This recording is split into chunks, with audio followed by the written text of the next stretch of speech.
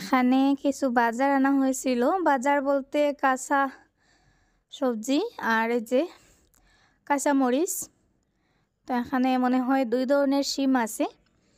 আসসালামু আলাইকুম, আমি সাজনা ভারতের আসাম থেকেই বলছি। সুখ দুঃখের সংসারের আরও একটা নতুন ভিডিওতে আপনাদের সবাইকে স্বাগতম। দেশ এবং দেশের বাইরের যেখান থেকে আমার ভিডিওটি দেখছেন, আশা করি আল্লাহর রহমতে আপনারা সবাই ভালো আছেন। আমরাও আলহামদুলিল্লাহ ভালো আছি। এখানে 2 ধরনের শিম আছে। এই যে লম্বা লম্বা ছোট ছোট সাইজের যে শিমগুলো, ওগুলো ভাজি করে খেতে খুবই মজা, মাংস দিয়েও ভুনা করে খাওয়া যায়। আমাদের আঞ্চলিক ভাষায় ওটাকে কচু শিম বলে। এই যে দেখুন। আর বাকি তো নর্মাল শিম মনে হয় 1 কেজি আছে। এই যে, তো আমি শিমগুলো আলাদা আলাদা করে রেখে দিচ্ছি, আর মরিচগুলো বেছে বেছে সুন্দর করে বক্সে রেখে দেব।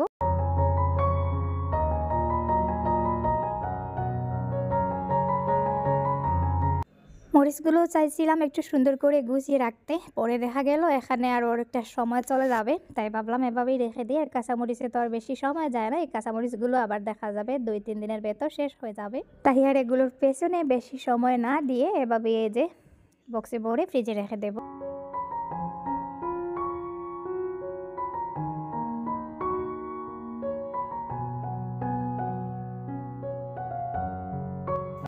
শিমগুলো ডালায় গুছিয়ে রেখে দিয়েছিলাম, ভাবছিলাম এখন আর রান্না করব না, সকালে রান্না করব। তারপরে ভাবলাম না থাক, রান্না করে নেই। তো আমি এখানে চেপটা চেপটা শিমগুলো কেটে নিচ্ছি, রান্না করে নেব। আর ছোটো ছোটো শিমগুলো রেখে দেব। এখন যেহেতু শীতকাল, সকালে ঘুম থেকে উঠতেও লেট হয়ে যায়, তারপরে উঠে আবার সকালের জন্য তাড়াহুড়ো করে রান্না বান্না খারাপ লাগে, তাই ভাবলাম এখনই রান্না করে রেখে দেই।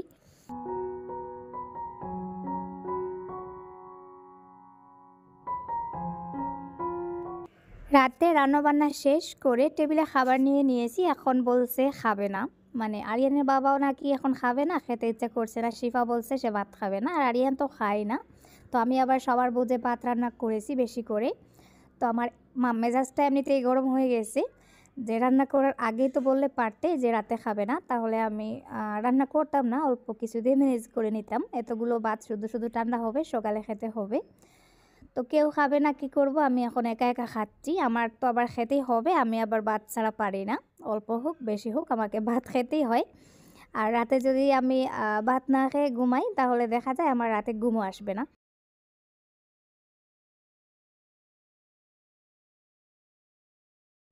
খাওয়া দাওয়া শেষ, আমি এখন বাসনগুলো উঠিয়ে রেখে দিচ্ছি। তো গরমের দিনে আমি রাতের বেলা বাসন ধুয়ে পরিষ্কার করে রেখে দিই। আর শীতকালে আসলে ইচ্ছা করে না, যেদিন ইচ্ছা করে ধুয়ে রাখি। আজকে আর ধুইব না, এমনিতেই রেখে দিচ্ছি। আর টেবিলটাকেও একটু সুন্দর করে মুছে রেখে দিচ্ছি। রাত 10টা বেজে গেছে, আমি আবার 10টার দিকে ঘুমাতে যাই। আমার ঘুমানোর সময় চলে এসেছে, তো এখন চলে যাচ্ছে ঘুমাতে। আবারও দেখা হবে সকালবেলা।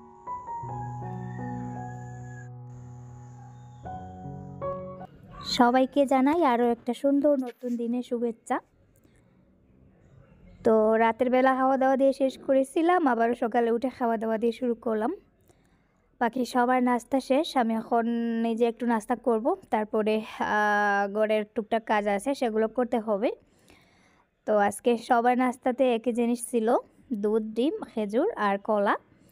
তো সবাইকে খাওয়া দাওয়া করিয়ে আমি এখন নিজে এটা নিয়ে বসে পড়েছি।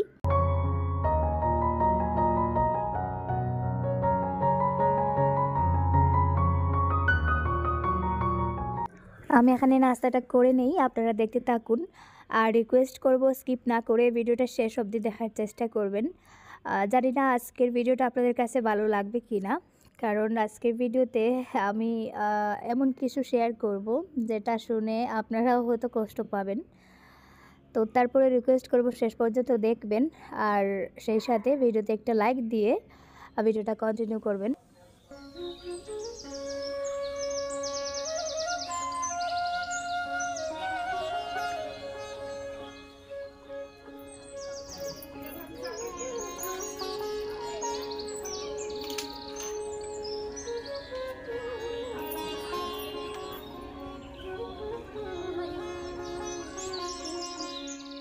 চলে এসেছি গার্ডেনে। অনেকটা রোদও উঠে গেছে আর ঠান্ডার মধ্যে রোদটা গায়ে লাগছে, ভালোই লাগতেছে। তো গার্ডেনে কিছু সবজির চারা লাগিয়েছিলাম, কিছু বলতে অনেকগুলো চারা লাগানো হয়ে গেছে, কিন্তু চারাগুলোর ওইভাবে প্রপারলি যত্ন নিতে পারছি না। শরীরটাও বেশি ভালো না, একটানা বেশিক্ষণ কাজ করতেও শরীর সায় দেয় না। তো প্রতিদিন একটু একটু করে কাজ করি। আজকে মানে কাজ করার একটু মুড ছিল, ভাবলাম কপির চারাগুলোর পাশের মাটিগুলো সরিয়ে একটু গোবর সার দেই। চারাগুলো লাগানোর অনেক দিন হয়ে গেছে, অনেকটা বড় হয়ে গেছে, কিন্তু এখন পর্যন্ত সেই সামান্য ইউরিয়া সারগুলা পানি ছাড়া আর কোনো ধরনের সার প্রয়োগ করা হয়নি, গোবর সারও দেওয়া হয়নি। ওই যে চারাগুলো লাগানোর সময় শুধুমাত্র মাটিতেই আর কি, খালি মাটিতে চারাগুলো লাগিয়ে রাখা হয়েছিল।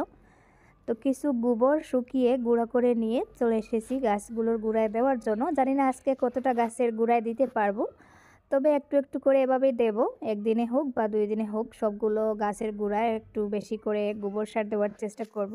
দেখা যাক কতটা সময় লাগে।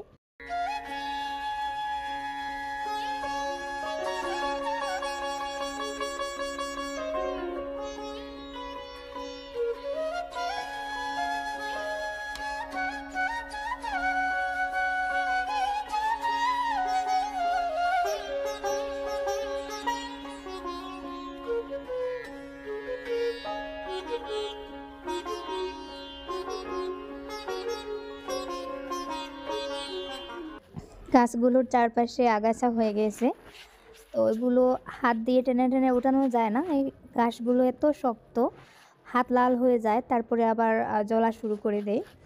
তো যতটা পারছি উঠিয়ে উঠিয়ে গাছের মাটিগুলো কুড়ে একটু বেশি করে আর কি গোবর সার দিচ্ছি। আর 1-2 দিন পরে আবার একটু ইউরিয়া সার গুলে পানি দেব, আর অন্য কোনো ধরনের সার দেব না, কারণ ওই সিস্টেমে লাগানো হয়নি। এখন আবার যদি কাঁচা সার দিতে যাই তাহলে গাছগুলো পচে যেতে পারে। তো ওগুলো হচ্ছে ওলকপি, ওলকপি গাছের গোড়ায় ছোটো ছোটো ওলকপিও হয়ে গেছে।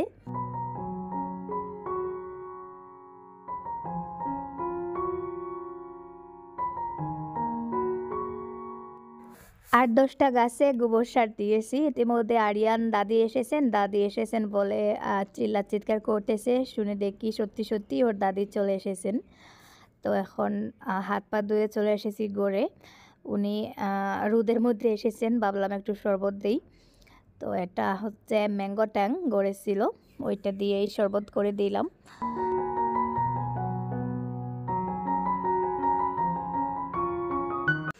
আরিয়ানের দাদি আসার সময় এই সুপারিগুলো এনেছেন। তো উনি যখনই আমাদের বাসায় আসেন কয়েকটা সুপারি নিয়ে আসেন। আর আমাদের আসামের পান এবং সুপারি এটা একটা ঐতিহ্য বলা যায়। বাসায় কেউ আসলে চা আর পান এই 2টা জিনিস দিতেই হয়। আর সিলেটি মানুষ বলতে তারা কিন্তু সুপারি খেতে উস্তাদ। আর আমরাও যেহেতু সিলেটি মানুষেরই একটা অংশ, আমরাও সিলেটি। তো ওই কারণে আর কি আমাদের এদিকে এই পান সুপারির চলনটা খুব বেশি। তো আমি সুপারিগুলো রোদে দিয়ে দিলাম। আর ওই পাশের 2টা জুড়িতে যে সুপারিগুলো দেখছেন ওগুলো উনি আগের বার আসার সময় নিয়ে এসেছিলেন।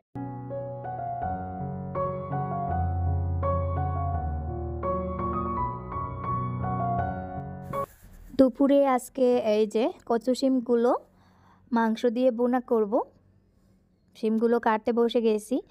আর এই শিম আমার অনেক পছন্দের একটা শিম। গত বছর আমি যখন বাসায় শিম লাগিয়েছিলাম তখন ওই জাতের শিম লাগিয়েছিলাম, কিছুটা হয়েছিল তবে বেশি হয়নি। আর আগে দেখতাম মা প্রচুর পরিমাণে ওই শিমগুলো লাগাতেন, আর অনেক বেশি হতো। আলু দিয়েও ভাজি করে খাওয়া যায়, আবার এমনিতে মাংস দিয়েও বোনা করে খাওয়া যায়, খুব মজা হয়। তো আরিয়ানের দাদি এসেছেন দেখে ভাবলাম ফ্রিজে কিছু মাংস আছে, ওগুলো বের করে শিমগুলো বোনা করে নেই।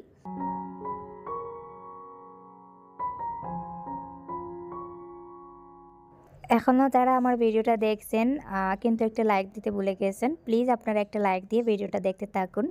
আর সেই সাথে রিকোয়েস্ট করব, আজকে আমার ভিডিওতে যারা নতুন, আমার চ্যানেলটাকে এখনও সাবস্ক্রাইব করা হয়নি, প্লিজ চ্যানেলটাকে সাবস্ক্রাইব করে দেবেন।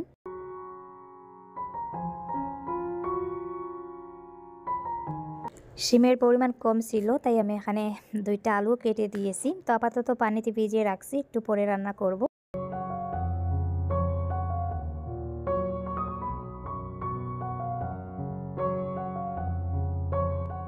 এখানে চালনিতে কিছু ময়দা নিয়েছি, ময়দাগুলো ভালো করে সেঁকে নেব। ময়দাতে অনেক সময় দেখা যায় পোকা থাকে বা এই ময়লা কোনো জিনিসের টুকরাও থাকতে পারে। তো সেঁকে দেখলাম তেমন বেশি একটা কিছু নেই, পরিষ্কার আছে। তো আমি এখন ময়দাগুলোতে একটু একটু করে পানি অ্যাড করে একটা ড্র করে নেব। আর এগুলো দিয়ে কিছু পুলি পিঠা করব। হঠাৎ করে আরিয়ানের দাদি এসেছেন, ভাবলাম কিছু একটা করে খাওয়াই। তো ফ্রিজে নারকেলের অর্ধেকটা ছিল, মানে একটা নারকেলের অর্ধেক ভাগ ছিল, ওইটা বের করে কুড়িয়ে নিয়েছি। দিয়ে দিচ্ছি 2 চামচ চিনি। আরিয়ানের দাদা যেহেতু মিষ্টি বেশি পছন্দ করেন, ওই কারণে চিনির পরিমাণটা একটু বাড়িয়ে দিলাম। আর পিঠাগুলো যেহেতু ওনাদেরকে উদ্দেশ্য করেই করতেছি, ওনাদের বলতে আপনাদেরকে বলা হয়নি, আরিয়ানের দাদা আসেননি, আর শুধু দাদি এসেছেন, বিকালে আবার চলে যাবেন। তো ভাবলাম পিঠাগুলো করে নেই, করে নিলে উনিও খেতে পারবেন আর যাওয়ার সময় কয়েকটা দিয়ে দেব।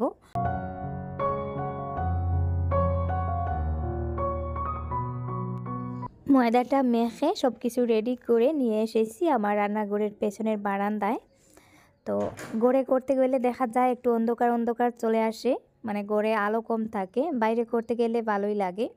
তো এখানে বারান্দায় একটা মাদুর পেতে নিয়েছি আর ওখানে বসে বসে পিঠাগুলো করে নেব।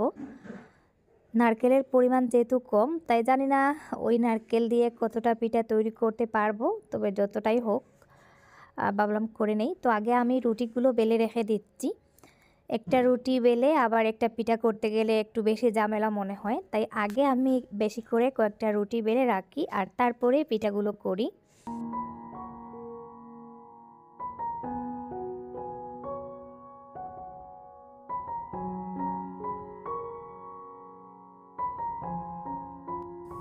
রুটিটা বেলা হয়ে গেছে, আমি আস্তে আস্তে পিঠা তৈরি করা শুরু করে দিয়েছি। ইতিমধ্যে আমি কয়েকটা পিঠা অফ ক্যামেরায় করেও নিয়েছি। আরিয়ানের দাদির সাথে গল্প করে করে পিঠাগুলো করছিলাম, ভিডিও করার কোনো মনই ছিল না। হঠাৎ মনে হলো যে এত কিছু শেয়ার করলাম, এখন যদি পিঠা করার ভিডিও শেয়ার না করি। তো এখানে যে দেখুন আমি কয়েকটা পিঠা অলরেডি তৈরি করে নিয়েছি। আর আজকে পিঠা অন্য কোনো ডিজাইন করব না, জাস্ট এই যে পুলি পিঠার একটা ফ্রেম আছে, ওই ফ্রেমটা দিয়ে করে নিলে খুব তাড়াতাড়ি করে করা যায়। এই যে দেখুন, তো এই ফ্রেমটা আমি মেলা থেকে কিনে এনেছিলাম। খুব ছোটো ফ্রেম আর খুব সুন্দর হয় পিঠাগুলো, বাজার পরেও খুব সুন্দরভাবে পিঠাগুলো ফুলে ওঠে আর ঝামেলাও কম হয়, সময়ও কম লাগে। এই যে দেখুন আমি এভাবে করে পটর পটর করে পিঠাগুলো তাড়াতাড়ি করে নিচ্ছি। তো আমার পিঠাগুলো রেডি হয়ে গেছে, এখানে এইটুকুই পিঠা হয়েছে। ওইদিকে আগে থেকে কড়াইতে তেল বসিয়ে রেখেছিলাম, তেলটা গরম হয়ে গেছে, এখন পিঠাগুলো ভেজে নেব। আর পিঠাগুলো যেহেতু ছোটো ছোটো, তাই একসাথে 4টে করে ভেজে নিচ্ছি। আমার এই কড়াইটা নিয়ে অনেকে অনেক ধরনের মন্তব্য করেন যে এই কড়াইটা কি পরিষ্কার করতে পারো না। তো আমি আগেও বলেছি, আবারও বলছি, আমি এই কড়াইটা ইচ্ছা করেই পরিষ্কার করি না। এটা আমার মায়ের কড়াই, অনেক পুরনো এই কড়াইটা। এটাতে মাটির চুলায় আগে রান্না করা হতো, তাই কড়াইটা কালো হয়ে গেছে। আর আমাদের গ্রামের অঞ্চলে মানে এই যে কড়াইতে তেল দিয়ে কিছু ভাজা হয়, ওই কড়াইটা কিন্তু ওইভাবে কালোই থাকে। ওই কড়াইতে তেল এত কম শেষ হয়, এই তেলে অনেকগুলো পিঠা ভাজা যাবে। আর ওই কড়াইতে পানি দিয়ে কোনো কিছু করা হয় না, শুধুমাত্র ডুবো তেলে যা যা করতে হয় ওগুলোই করা হয়। আর ওই কড়াইটা আমি আগে একবার ঘষে মেজে পরিষ্কার করতে চাইছিলাম, এত বাজে অবস্থা হয়েছিল, কিছুটা কালো কিছুটা সাদা। তো ওই কারণে আবারও আমি কালো করে নিয়েছি। তো ওইদিকে আবার চা বসিয়েছি, চাটা হয়ে গেছে, এখন সার্ভ করে নিচ্ছি। পিঠা দিয়ে চা খাবো দুপুরবেলা।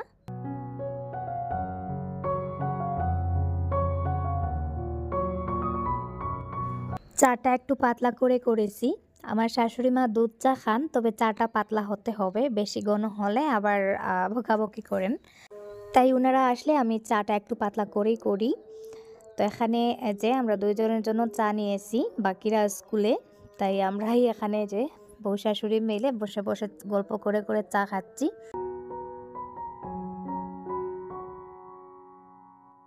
কিছু ময়লা কাপড় জমানো ছিল, কাপড়গুলো না ধুইলে খারাপ লাগতেছে, তো ভাবলাম মেশিনে দিয়ে রাখি, কাপড়গুলো ধোয়া হবে।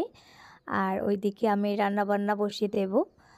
তো কাপড় দিয়েছি, দিয়ে দিচ্ছি সার্ফ, মেশিনটা অন করে দেই, কাপড়গুলো ধোয়া হবে আর একই সময়ে আমার দুইটা কাজও হয়ে যাবে।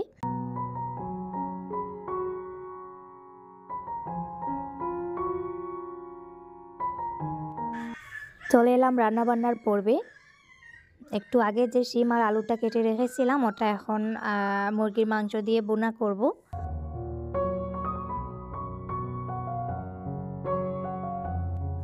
পেঁয়াজগুলো একটু লাল করে ভেজে নিয়েছি। এখন দিয়ে দেব বাটা মশলা। এখানে আদা আর রসুন দুইটা আমি পাটায় বেটে নিয়েছি। মশলা পাটায় বেটে রান্না করলে তরকারির স্বাদ অনেকটা বেড়ে যায়। তো আমি সবসময় চাই পাটায় বেটে রান্না করব, কিন্তু তাড়াহুড়োতে আর হয় না। যখন রান্না করতে যাই তখন মনে হয় কোন পদ্ধতিতে রান্না করলে শর্টকাট হয়ে যাবে, সময় কম লাগবে, তখন আর এত কিছু মনে থাকে না।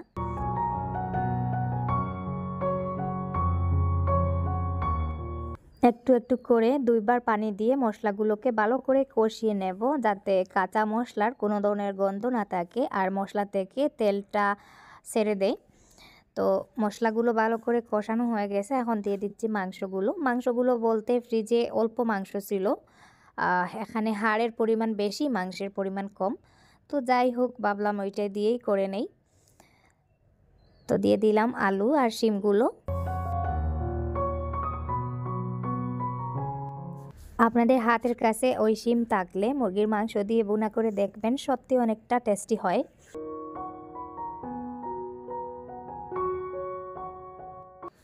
সাথে আমি কিছু মাছ ভাজি করব ফ্রিজ থেকে। এখানে 4 পিস মাছ বের করে মশলা দিয়ে মেখে রেখে দেব। রান্নাবান্নার শেষের পথে মাছগুলো ভাজি করব।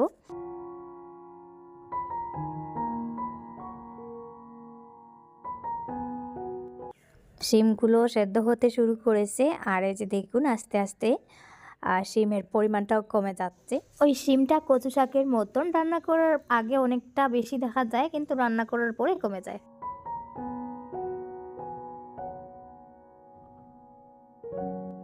ওইদিকে রান্না চলছে আর মেশিনের কাপড়গুলো ধোয়া হয়ে গেছে, রোদ থাকা অবস্থায় বের করে রোদে দিয়ে দিচ্ছি।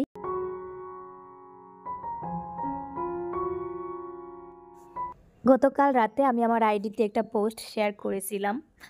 তো পোস্টটাতে বলেছিলাম আমার মনের অবস্থা একেবারে খারাপ, আমি মানসিকভাবে একেবারে ভেঙে পড়েছি। তো আপনারাও হয়তো টেনশন করতেছেন, কারণ আমি টাইটেলেও আজকে তাই লিখেছি। তো ওই বিষয়টা আপনাদেরকে বলে দেই। আমার ছাগলটা হারিয়ে গেছে, মানে গতকাল থেকে ওকে আর পাওয়া যাচ্ছে না। এই খবরটা আপনাদের কাছে হয়তো সাধারণ একটা খবর মনে হতে পারে, আপনারা আবার আমাকে পাগলও ভাবতে পারেন যে একটা ছাগলের জন্য এত কিছু। তো আপনাদের কাছে ওই বিষয়টা সাধারণ মনে হলেও আমার কাছে কিন্তু ওই বিষয়টা এতটা কষ্টদায়ক, আপনাদেরকে আমি বলে বোঝাতে পারবো না। আর আপনারা সবাই বুঝবেনও না। আমার ফিলিংসটা তারাই বুঝতে পারবে যারা আমার মতন বাসায় বিড়াল, ছাগল ওইসব আদর করে পুষেন, তারাই বুঝতে পারবে। তো গতকাল সারা রাত আমি ঘুমাতে পারিনি, মানে আরিয়ানের দাদি আসার পরে আমি এটা সেটা করতে লেগে গিয়েছিলাম, রান্নাবান্নায় ব্যস্ত ছিলাম, ওনার সাথে গল্প করছিলাম। সারাদিন একবারও আমার ছাগলটার কথা মনে হয়নি। ছাগলটা দিনে 2-3 বার বাসায় আসে। সকালে 10টার দিকে একবার বাসায় আসে, কিছুক্ষণ বসে খাওয়া দাওয়া করে আমার পাশে পাশে গেছে, তারপরে আবার ঘাস খেতে চলে যায়। কখনো আমার ছাগলটা ওইরকম করে না। তো গতকালকে সন্ধ্যার দিকে আর আসেনি। তো আরিয়ানের দাদিকে গাড়িতে উঠিয়ে দিয়ে তারপরে আমার মনে হলো যে ছাগলটা আজকে এখনও কেন আসতেছে না। ও তো আসরে নামাজের টাইমে চলে আসে, বাড়িতে এসে ঘোরাঘুরি করে আর ঘাস খেতে যায় না। তো তখন থেকে আর কি ছাগলটার খোঁজ পড়লো, চারদিকে খুঁজতে খুঁজতে কোথায় ছাগলটাকে পাইনি। সারা রাত খুঁজেছি, কান্না করেছি, খুঁজেছি, কোথায় পাইনি। একদিকে শিফা বের হয়েছে, একদিকে আমি আরিয়ানকে নিয়ে বের হয়েছি, একদিকে আরিয়ানের বাবা, তিনজন তিন দিকে খোঁজাখুঁজির পরেও ছাগলটাকে পাওয়া যায়নি। পরে মানে মানসিকভাবে আমি একেবারে ভেঙে পড়েছিলাম, এত কষ্ট হচ্ছিল ছাগলটার জন্য। তো এখন পর্যন্ত ছাগলটাকে আর পাইনি খুঁজে। ওই বাড়ি খুঁজতে খুঁজতে যে বাড়িতে পাটা আছে ওই বাড়িতে গিয়েও খুঁজেছি, খুঁজতে খুঁজতে রাত 9টার সময় বাসায় এসে মানে আমি অনেকক্ষণ কান্না করেছি। ওইদিকে আরিয়ান কান্না করতেছে, কারণ আরিয়ান ওই ছাগলটাকে এত আদর করে। তো ছাগলটাকে আর পাওয়া যায়নি, পরে মানসিকভাবে একেবারে বিপর্যস্ত হয়ে পড়েছিলাম। তো আপনাদেরকে একটা পোস্ট করেছিলাম, তারপরে মোবাইলটা মাথার পাশে রেখে শুয়ে পড়েছিলাম, কিন্তু ঘুম হচ্ছিল না, সারা রাত প্রায় ঘুমাতে পারিনি। আর এখন পর্যন্ত ছাগলটাকে আর পাওয়া যায়নি। তো জানি না কি করব, এত কষ্ট হচ্ছে, হঠাৎ করে ছাগলটা কোথায় হারিয়ে গেল। ও কিন্তু ওরকম কখনো করে না। সারাদিন ওই মন্দিরের উপরে থাকতো যেখানে আমি বর্তমানে হাঁটতেছি। আর ওই যে আমাদের বাসা নিচে দেখা যাচ্ছে। তো ওখান থেকে আমি ডাক দিতাম। ও কিন্তু এখান থেকেই হ্যাঁ বলে মানে রেসপন্স করতো। এতটা বুঝতো ছাগলটা। সারাদিন বাড়ির পাশে, পাশে থাকতো। সন্ধ্যার আগে অনেক আগে সে বাসায় চলে আসতো। কিন্তু আজকে আর পেলাম না। হয়তো আর পাওয়াও যাবে না। আমার এরকম মনে হচ্ছে যে আমার খুব কাছের একজন আপনজন আমার সন্তানের মতন মানে আমাকে ছেড়ে চলে গেছে। মানে বুকটা এত হাহাকার করতেছে। আপনারা হয়তো আমাকে নিয়ে হাসবেন যে একটা ছাগলের জন্য এই মহিলা আবার ইউটিউবে এসে কান্না করতেছে। আমার এই ফিলিংসটা আপনারা সবাই বুঝতে পারবেন না। যারা আমার মতন বাসায় কিছু পালেন, আদর করে মানুষের মতন লালন-পালন করেন, তারাই কিন্তু আমার ফিলিংসটা বুঝতে পারবেন। ওই ছাগলটার দাম বড়জোর ২,৫০০ থেকে ৩,০০০ টাকা হবে, সেটা বড় কথা না। ওই ছাগলটার জায়গায় যদি আমার ১০,০০০ টাকা হেরে যেত, আমি কিন্তু অতটাও ভাবতাম না। এই ছাগলটা হারায় আমি যতটা কষ্ট পাচ্ছি। ছাগলটার সাথে ঠিক কি হয়েছে আমি জানি না। তারপরেও ফিরে আসবে নাকি আসবে না, সেটা আল্লাহর উপর ছেড়ে দিয়েছি। উনি যেটা ভালো বুঝবেন সেটাই করবেন এই বলেই মনকে সান্ত্বনা দিয়েছি। আর আজকের মতো এই পর্যন্ত। সবাই ভালো থাকুন। আল্লাহ হাফিজ। আসসালামু আলাইকুম।